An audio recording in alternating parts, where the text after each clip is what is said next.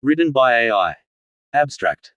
The draft Constitution of Cascadia and sovereign persons presents itself as a total systemic remedy to virtually every political, legal, and economic dysfunction that has come to define the modern United States, across both the Trump and Biden eras.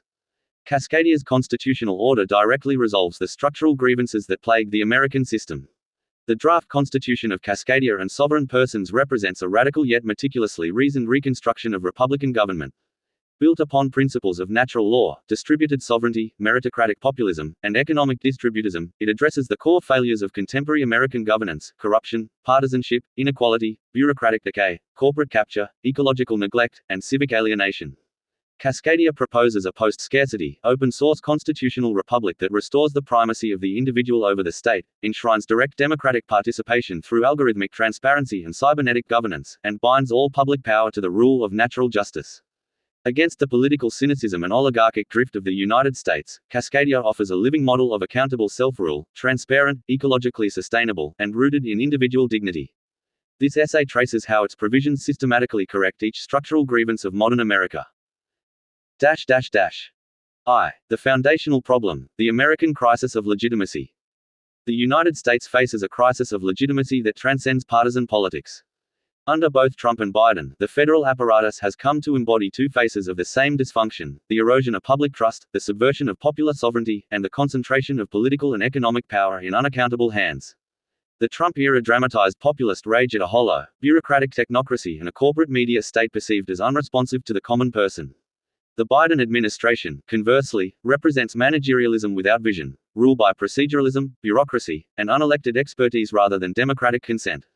In both cases, the result is identical: alienation, inequality, and corruption institutionalized within the machinery of representative democracy. The American Constitution, for all its historical genius, was built for an agrarian society of 4 million and cannot indefinitely sustain a continental empire of 330 million. Cascadia's framers begin from the Lockean premise that all power of governance is inherent in the people, and that governments exist only to protect life, liberty, and property, not to administer, manipulate, or control. Where the United States has drifted toward technocratic oligarchy, Cascadia reasserts first principles: that the state is a revocable servant, that its powers derive exclusively from consent, and that any usurpation dissolves obligation. By explicitly defining the Constitution as a renewable or revocable social contract, Cascadia provides the mechanism that America lost: the ability of the people to reassert ownership over their government. 2. Restoring sovereignty to the people. Cascadia's preamble and Section 0 of Article 1 correct the most glaring defect of the modern American order: the inversion of sovereignty. In the United States, sovereignty has migrated from the citizen to the administrative state, from the legislature to the bureaucracy, and from the electorate to the donor class. The Cascadian Constitution obliterates this pyramid. It declares that all members of government, whether judicial, legislative, or executive, are their trustees and servants, and at all times, accountable to them. It denies any immunity to government officials, eliminating the structural corruption of qualified immunity and sovereign immunity that shields U.S. officials from civil and criminal responsibility. This radical accountability clause is not rhetorical. It creates a self-correcting system in which authority ceases the moment it violates rights. Under U.S. law, unconstitutional acts remain enforceable until invalidated by courts, often years later. Under Cascadian law, any act contrary to natural rights is null and void on its face, and any citizen may lawfully resist it. This doctrine dissolves tyranny at its root by legalizing civil resistance against unjust command. 3. The cure for partisanship and electoral corruption. America's bipartisan duopoly, two factions of one managerial elite, has paralyzed governance. Cascadia fixes this through structural redesign. Political parties are denied privileged status, ballots omit party affiliations altogether, and candidates qualify only by citizen signatures and psychological, educational, and ethical vetting. Every candidate must disclose financial records, undergo intelligence and psychological screening, and publish results for public review. Campaign financing is strictly limited to individual donations and public grants, outlawing the corporate patronage that fuels Washington's corruption. Unlike the U.S. system, where incumbency breeds career politicians, Cascadia mandates term limits across all offices. Members of the public body may not treat governance as a career, receive no lifetime pensions, and must return to ordinary life after service. The result is what the American founders once envisioned but failed to secure: a citizen government composed of temporary public servants, not a professional ruling class. Moreover, Cascadia enshrines recall by the electorate. Any official may be removed by majority vote if 20% of voters demand it. Combined with the right of initiative and referendum, these provisions destroy the monopoly of entrenched elites and restore the principle of continuous consent. No president, senator, or bureaucrat can rule against the people's will without immediate consequence. IV. Transparency and the end of the bureaucratic state. One of the United States' deepest grievances is the opacity of power, the secret court orders, classified budgets, and unaccountable agencies that operate beyond public reach. Cascadia's constitution annihilates secrecy through radical transparency mandates. Except in an emergency, all proceedings must be recorded with state-of-the-art audiovisual equipment and archived for public release. Legislation, judicial opinions, and administrative rules must be published online with full author attribution, version control, and open citizen commentary. All information not related to immediate national security automatically declassifies after 365 days unless a citizen's independent tribunal proves genuine harm in disclosure. Even security materials face annual review. This ensures that no deep state can hide behind classification. The Freedom of Information Act in the U.S. is a petition process. In Cascadia, transparency is the default condition of governance. Furthermore, Cascadia mandates open source government. All software, hardware, and algorithms used in administration must be public, auditable, and modifiable by citizens. This directly addresses the digital authoritarianism and surveillance capitalism that have metastasized under both Trump's national security populism and Biden's technocratic data regimes. In Cascadia, cybernetic governance is not a tool of control but a means of mutual visibility, government as open code, auditable by all. V. Economic justice through distributist natural law. If the American political crisis is one of legitimacy, its economic counterpart is one of concentration. Under both administrations, wealth inequality has soared, corporations dominate public life, and labor has been commodified beyond redemption. Cascadia rejects both capitalist oligarchy and socialist centralism. It builds upon moral distributism, the principle that economic systems must foster widespread ownership, self-sufficiency, and meaningful participation. The Constitution commands that moral economics favor widespread ownership and meaningful participation in the private as well as civic and economic lives of individuals. It eliminates corporate personhood in elections, prohibits businesses from contributing to campaigns, and mandates local, sustainable production to the maximum extent possible. It replaces global dependency with bio-regional autonomy, an economy scaled to human dimensions, not multinational balance sheets. Unlike the American tax code, a labyrinth of privileges and penalties, Cascadia's economic clauses restrict taxation to legitimate purposes, defense, rights protection, and the minimal functions of justice. Public finance is transparent, audited, and directly participatory. All citizens may review, propose, and vote on budgets through secure digital mechanisms. Economic sovereignty replaces fiscal servitude. Where Biden's administration relies on bureaucratic welfare and Trump's on corporate deregulation, Cascadia restores economic dignity. It guarantees access to food, housing, and health care not through dependency but through community production, renewable energy, and open technology.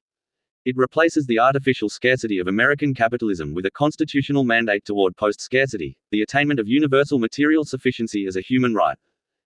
VI. The abolition of corporate capture. Cascadia directly confronts what the American Republic has refused to name, the corporate state. Both Republican and Democratic regimes have become conduits for lobbyists, donors, and conglomerates that write legislation for profit.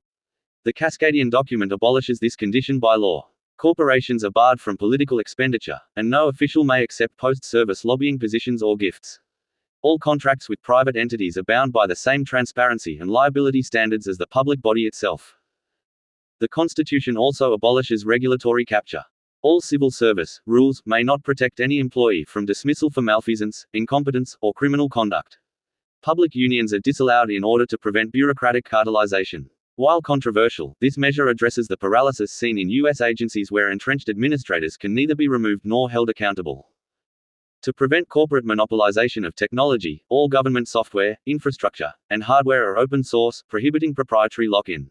Where U.S. governance is entangled with Silicon Valley surveillance capitalism, Cascadia places technological sovereignty in the hands of the people. The state cannot own secrets in code.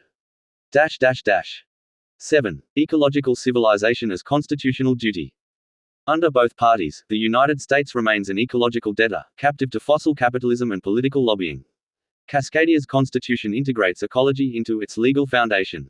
Government facilities, infrastructure, and products must use renewable, sustainable, and locally sourced materials.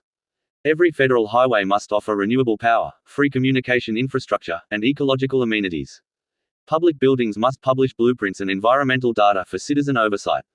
Energy independence is secured through mandatory adoption of renewable and green technologies, with nuclear power permitted only under strict environmental oversight and democratic approval. Cascadia constitutionalizes what America treats as aspiration. Environmental stewardship becomes not policy but law. In doing so, it resolves the bipartisan failure to confront climate collapse by binding ecological ethics into governance itself. 8. The reclamation of civic virtue.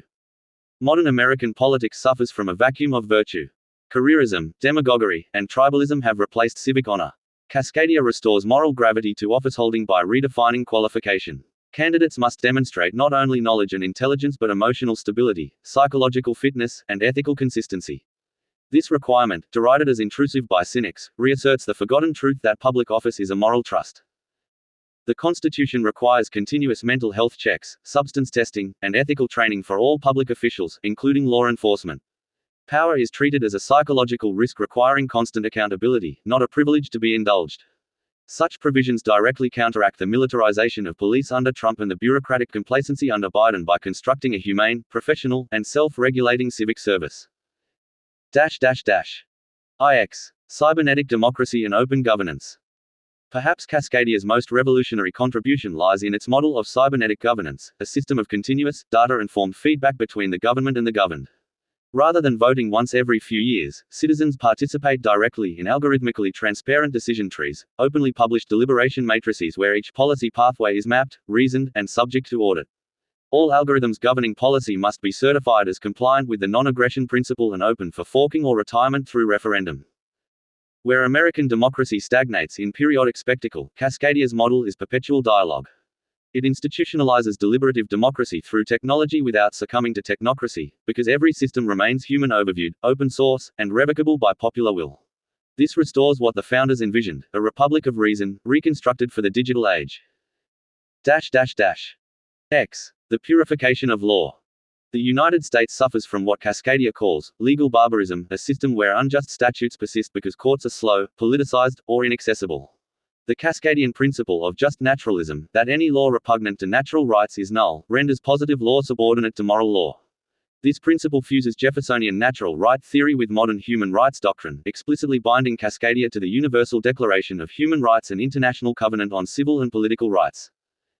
American courts often defer to precedent even when injustice is manifest. Cascadia's judiciary, by contrast, is sworn to nullify any statute violating inherent rights immediately and to release, pardon, and restitute the victims of such laws.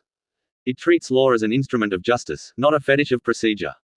The text explicitly empowers citizens to resist unlawful orders with sufficient, even lethal, force, recognizing self-defense against tyranny as a constitutional right. This framework repairs the moral defect of American law, the divorce between legality and legitimacy. Where the United States obeys the state, Cascadia commands the state to obey justice. 11. Ending the imperial presidency and the cult of office. The Trump and Biden presidencies exemplify the hypertrophy of the American executive, either as populist autocrat or bureaucratic caretaker. Cascadia's constitution reduces the presidency to service, not rule. Elections are nonpartisan, transparent, and subject to forensic citizen oversight. Executive power is hemmed by strict term limits, recall provisions, and a distributed structure of authority among local and state entities. Every major treaty, declaration of war, or emergency power requires direct citizen ratification through digital initiative. Thus, foreign policy cannot be hijacked by elites or ideologues. Cascadia's design resurrects the forgotten Madisonian balance of power, executive energy restrained by constant democratic supervision. Even symbolic aspects of national identity, anthem, motto, color, animal, are subjected to popular vote, reflecting the belief that every symbol of state authority must originate in consent. No leader can claim ownership of the nation's spirit, it belongs to the people. 12. The right to revolution and civil renewal. At the core of Cascadia lies the recognition that legitimate government must always be replaceable. The Constitution explicitly affirms the right of rebellion against tyranny, revolution against arbitrary government, and the liberty to perform all needful actions and implement all necessary tools to effect a sufficient response to usurpation.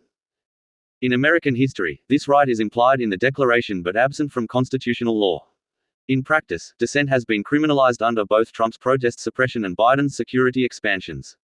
Cascadia transforms the moral right of revolution into legal doctrine. Citizens may lawfully refuse cooperation with unjust authority and repel aggression. This does not glorify violence, it constitutionalizes the moral autonomy of conscience. By legitimizing lawful resistance, Cascadia ensures that despotism cannot entrench itself behind legal form. 13. Cultural and technological sovereignty. Unlike the United States, whose culture is commodified and homogenized by global corporations, Cascadia codifies cultural autonomy. National symbols, art, and even humor are defined by citizen choice, celebrating pluralism over dogma. Technological sovereignty is likewise guaranteed. All public systems use open standards, decentralized mesh networks, and encrypted communication accessible to all. Government cannot surveil without consent because all code is open to audit. This addresses both the Trump-era surveillance nationalism and the Biden-era technocratic paternalism, replacing them with a free digital commons. The public network is not a means of control but of empowerment, universal access to information, power, and participation. 14. Ethics, empathy, and the human condition. Perhaps the most profound reform is moral rather than structural. Cascadia mandates that government govern in a caring, compassionate, respectful, sympathetic, and when possible, empathetic manner. No constitution in history has codified empathy as a legal standard. This reflects the conviction that justice without compassion devolves into tyranny of procedure. Where the U.S. system rewards power and punishes vulnerability, Cascadia elevates emotional intelligence to civic principle. It also constitutionalizes apologies for government wrongdoing followed by substantive reform, acknowledging that moral repair is a public duty. In doing so, it transforms governance from domination into relationship, reuniting politics with the ethics of care long excluded from statecraft. 15. The philosophical integration, natural law, liberty, and post-scarcity. The philosophical foundation of Cascadia merges Lockean natural rights with 21st-century distributism and cybernetic feedback theory. It defines liberty not as mere non-interference but as self-regulating autonomy within mutual respect. It interprets property as stewardship, not dominion, wealth as moral trust, not entitlement. In contrast to America's materialist capitalism, Cascadia's constitutional goal is the achievement of post-scarcity, a society where technology and cooperation eliminate involuntary deprivation. This is not utopianism but logical progression. Once the right to self-sufficiency and open technological development is protected, scarcity ceases to be a tool of control. The American economy, addicted to artificial scarcity and planned obsolescence, would find in Cascadia's distributist model a cure for both poverty and plutocracy. 16. The resolution of America's core grievances. The grievances addressed by Cascadia can be categorized under governance, economics, justice, and culture. 1. Corruption and oligarchy. Right-pointing arrow solved through term limits, open finance, public audits, and recall mechanisms. 2. Partisanship and division. Right-pointing arrow solved through nonpartisan ballots, proportional representation, and civic education. 3. Corporate capture. Right-pointing arrow solved through prohibition of corporate political spending and open-source transparency. 4. Inequality and economic dependency. Right-pointing arrow solved through distributist ownership, local production, and post-scarcity economics. 5. Administrative tyranny. Right-pointing arrow solved through nullification of unjust law, abolition of immunity, and citizen resistance rights. 6. Bureaucratic secrecy. Right-pointing arrow solved through automatic declassification, public recording, and open data governance. 7. Environmental collapse. Right-pointing arrow solved through mandatory green policy, renewable infrastructure, and bioregional autonomy. 8. Technocratic alienation. Right-pointing arrow solved through participatory cybernetic democracy and algorithmic accountability. 9. Civic decay and ignorance. Right-pointing arrow solved through required civic education and continuous ethical evaluation of officials. 10. Executive overreach. Right-pointing arrow solved through direct citizen ratification of treaties, wars, and emergency powers. Each of these structural transformations is not cosmetic reform but ontological redefinition, the reconstruction of sovereignty itself. Cascadia fixes America not by patching its system but by inverting its logic. The state ceases to be the master of the citizen and becomes again the instrument of justice. 17. Conclusion, from empire to republic reborn. Cascadia's constitutional architecture represents a comprehensive response to the exhaustion of the American experiment. Under both Biden's bureaucratic liberalism and Trump's populist authoritarianism, the United States has drifted from the moral foundations of liberty into a regime of managed dependency and partisan spectacle. Cascadia's framers confront this decay with audacity. They codify transparency, empathy, distributism, and rebellion into law. Where America governs through secrecy, Cascadia governs through sunlight. Where America divides by party, Cascadia unites by principle. Where America protects privilege, Cascadia protects the people and their mutual future. #Cascadia #revolution #sovereign #we the people